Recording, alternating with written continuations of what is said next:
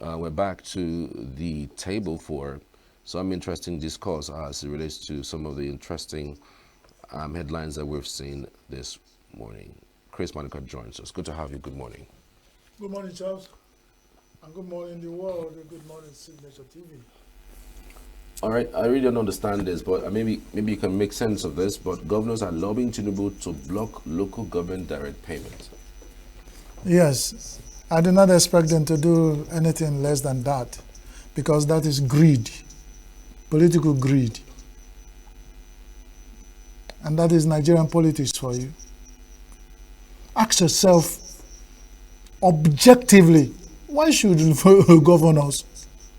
They carry elephant meat for head and they're using their leg to scratch for cricket. That is greed.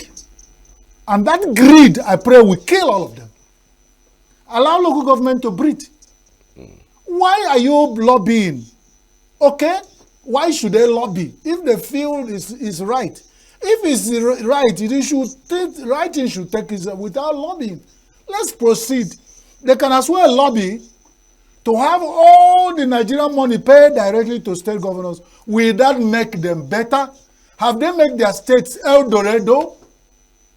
Is it not local government that will help their states to succeed more? Development to the grassroots? Why are you blocking it? If it's not, why are you blocking direct payment of money meant to the local government, who is an arm of federal government, of the federal government of the Republic of Nigeria? The law has stated it. We created local government to function. The same state governors does not allow it to function. Now the Supreme Court has given order for it, and they're still going about lobbying.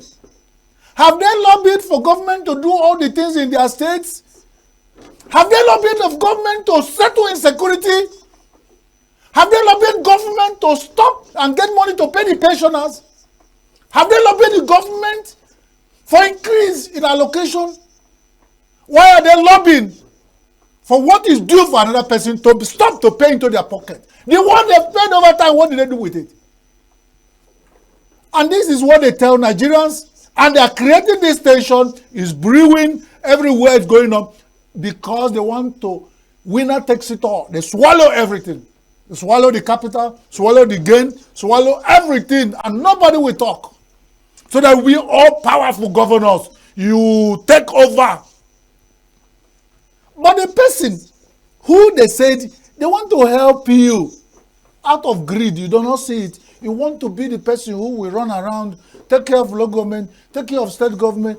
Why do they ask government to lobby to pay state government, federal government allocation into their own? Why are they not being Tinubu to pay all the money into their account? Is it only local government? I hate to talk about it. It's annoying. It's wickedness. It's greed. The way I see it. They might see it, whatever they are seeing it, they've not convinced us. Let them go and work with what they have. Let us try local government. Because the time we try local government, things improve far much better. Grassroots development moved closer to the people. Why do they want everybody to move on to the state government, the federal state capitals, and they allow everything, all the local government have been taken over by weeds?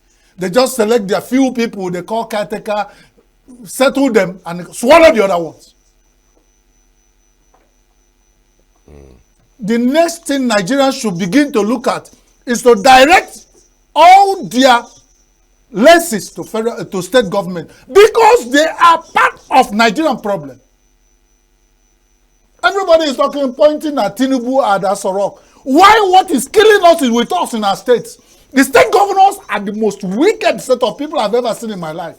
Why are they still lobbying for this? No problem. Let them lobby. Tinubu, listen to them. Pay them all the money. We continue. I won't stop using my words. The goat that lies on his ground is lying on his skin. If that's why you want Nigeria to move on, but stop telling people the lie. Come out with your lies. Tell us that you just want money. Don't pretend and tell us you want development. If we want development, and the federal government has suggested development, and you are the person blocking it. Somebody say you want to help your children to be independent, because he has noticed you have so many children. Some states have 27. Some have 21. Some have 17. Some of the state governors has not visited the local governments in their states because it's overwhelming to them. But with this independence and autonomy and some money coming direct for them, and they have oversight function, they cannot ask your allocation, what do you do with it? But they just want to pay into our pocket. That is very annoying thing, and it's sickening. I don't want to talk about it. I'm wondering how, you lobby over the Supreme Court's pronouncement. It's just like lobbying against the Constitution. This is a Constitution, and monies must be paid directly to the local government. There are some of their states you have problem. They sat back. They've not lobbied Tinubu to settle problem in River State. They've not lobbied Tinubu to settle the House of Assembly wahala in Lagos. There are so many things they should lobby our president to do. They just lobby for, I don't know. Why are the state governments afraid of local government? Why? If it's not greed, the man who is used to cutting heads will never allow you to use machete to go back at his back. That is what they want, to swallow everybody carry everybody in their stomach. But it will not work. I suppose that will be the last thing President Tinubu will want to do for them, because even himself needs the local government. They have been playing this politics. They still want to be the people that we consulted if you want to go back as president of Nigeria. I should think the president should know that. But with autonomy of local government, somebody can be president of Nigeria without due cost to the state governors. Yeah. So it's still politics they're playing. But the person they are lobbying should see it, because even when federal government wanted autonomy of local government, he has something in mind. So he cannot cut his nose to spite his face. So let them go and play politics with everything about life. But I know that no matter how bad the local government is, it's still better than the state government swallowed up everything. You can walk into your local government and ask some questions. Even if, like a legendary say, let my dog and the dog of another person fight, let my own win, I will pay. Let the local government, my local government, get direct allocation. Let's see what they do with it. Leave it to us. Don't settle for us. Who made you the governor as a judge over everybody? Judge your state, leave local government. Let them have this money for once. Let's see what they can do with it. Why are they afraid of change? For us to move forward. We're running around the circle. How long have we run around this circle? Causing confusion. How subsidy removal, tension, worsen Niger fuel scarcity? Well, let it and Niger, let their fuel scarcity worsen. Like I said, if whatever is happening here is true, let it worsen. Because there was one time I want to get married. I can remember those days. I was going to get married. My senior brother said, give me the money you're using to get. I said, why? He said, I want to see it. I want to hold it. You are not supposed to hold the money. We as your people will hold the money. And as we lead you to go and marry. And at the end of it all, we were arguing. He used one word. He said, every man will see what a fellow man have seen. Nigerians have been crying. And these are people who surround us because Nigeria are not telling ourselves the truth. Open our borders, porous borders, do a lot of illegal business across the border. They will drop fuel in Lagos. Before you know it, fuel is even selling cheaper in the Niger Republic. And we are here suffering. Even the egg that is laying the golden egg. So them themselves, yeah. If this, in fact, let it worsen. Let it worsen. And let it worsen. Because even here where we are, it has not gotten any better. So why are we worried about worsening fuel crisis anywhere around our borders? Because it must be good for the head. Before it's bad, it's good for the creeper. If it's not good for the head, why are they not talking about, have they sympathized with Nigeria? What we have been crying and shouting over years? of buying fuel for 1,500 naira, and they say fuel it's not. It doesn't concern me. It doesn't concern us. Let it even get worse there, because it must get worse before it get better. Let everybody, every man must see what the other person has seen. Let all the countries around us see what Nigeria is seeing. If that will make them come together and start thinking about common solution, otherwise, they should not be feeding off us. And they say they are good neighbors. Because whatever you sow, you reap. Weakest toxic politics, that's on The Guardian. Threat to your re-elections. Beads. Nigeria Delta youths tell Tinubu. As a matter of fact, that's why I love politics at times. You know, so everybody has a negotiating power. The Niger Delta youth, this is what they feel is their negotiating point. They say, hey, Tinubu, our dear president, you have decided to be a friend, to be the best friend to a broken West woman, or to a hunchback, or to anybody, you know. You are just somebody who, out of your humanitarian and big heart, have decided to be a good friend to a person living with disability. The disability, let's wave it aside. So avoid stigmatization. But then, the Niger Delta youth are warning you, President Tinubu, that you will be the person who has the duty of carrying up or carrying down. That if you want to take up your head, to stick up your head to break coconut for your friend, you might not be there when he's eating. So the choice is up to you. The Niger Delta people, youth have made their negotiation, I mean their bid open. They didn't tell somebody to go and tell to do. They said directly, just know that whatever you are doing now might have what they call ricochet effect back later. Because the Igbo say, Okuru chezo, onye ogwal ga-echeta. If you say now and forget, the person you told will hold it in his heart. They also said that ajoku to ebu, ajoku, bad talk, or bad anything bad, it doesn't rot in. It only have gather muko. When time comes, they will bring it up, clean the muko. The thing will be so brand new, and we'll begin to talk about it again. So whatever you are playing up now, remember, everybody has his own, what is bringing to table. If you are thinking about second tenor, this is the time you have to trade with caution. You give in, give and take. If you cut the bone, you put to the meat, beef, cut some of the beef. You have to play a lot of balancing act. But if you are very presidential wisdom, you decide to play one side when the time comes. No matter how you want to play it. Of course, even if it would even be easier if you don't make it difficult for yourself. So no matter how powerful you are, you just say, doesn't matter, it doesn't matter, you have your way. Why not do some things that will make it have it easy? Why making it difficult? So they are advising Tinubu to look again at whatever role is the Honorable Minister of the Federal Capital Territory of Federal Republic of Nigeria, Honorable Nyesom Wike, Chief, a very big politician, a politician of high caliber.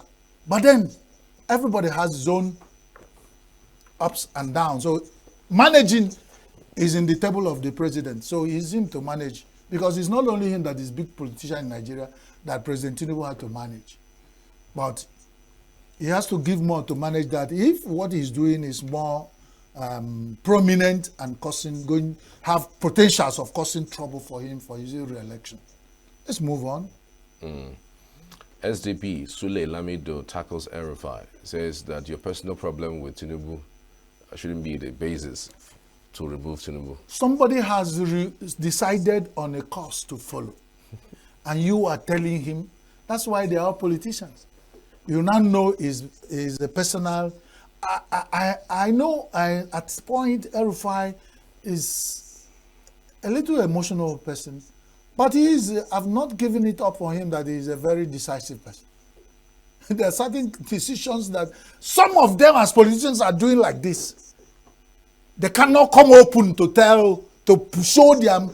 And this guy, they call L5, to come at this point to show this is what I am, has brought some respect for him. Whoever is, you know why I don't guess that some of them have good advisors. If you see somebody like that, who is a suicide bomber or have potential, you are pursuing him at this time, be careful.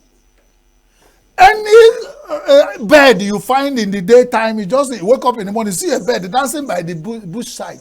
The people playing the music for that bird might be inside, not too far. So you be careful. You see a frog, just jump in the afternoon time, running. Something is pursuing it, and you want to pursue the frog, or you think pursuing the frog. You have to be careful. For Lamido, let it be that he won't soon enough begin to eat his words. Allow the person who has decided to bath naked in the public, or somebody who is pounding fufu and he having his this kind of Yahoo South African kind of bag hanging across his. You just watch the person, because you don't know whether if you after pounding the fufu, you put them inside the bag or whatever you want to do, hanging a handbag across and pounding fufu. This is time to watch Erufai and not to make statements, because sooner or later, some of these people making statements attacking Erufai and may just testing the ground. Even the Erufai himself, some politicians are still watching it from far, because Nigerian politicians are people, you watch them with periscope,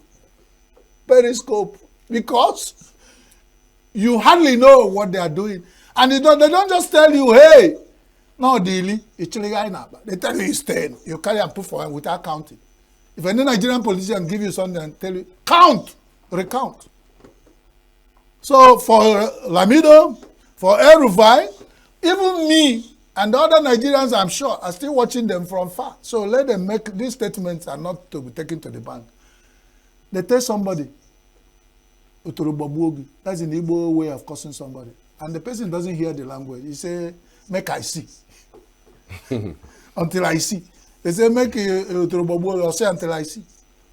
Yeah. I mean, for these Nigerian politicians, everything they say, now until I see. For man, that's what I do. So I sit down, they look.